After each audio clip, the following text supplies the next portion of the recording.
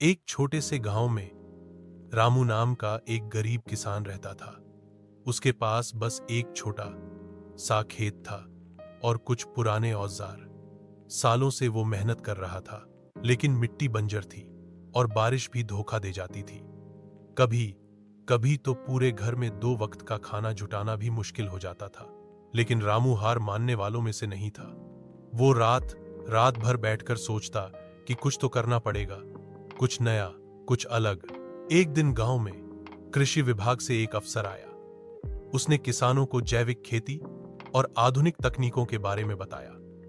गांव के ज्यादातर किसानों ने उसे अनदेखा कर दिया, लेकिन रामू ने ध्यान से सब सुना।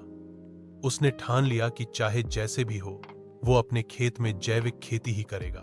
रामू ने पुरानी बंजर जमीन को सुधारने के लिए कंपोस्ट खाद बनाना शुरू किया।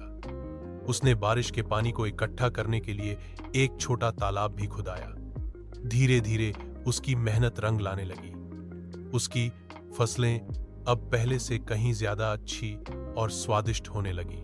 फिर उसने अपने उत्पादों को शहर में सीधे बेचने का फैसला किया। शुरू में बहुत संघर्ष हुआ, कई बार नुकसान हुआ, लेकिन उसने हार नहीं मानी। सोशल मीडिया पर उसने अपने जैविक उत्पादों का प्रचार किया।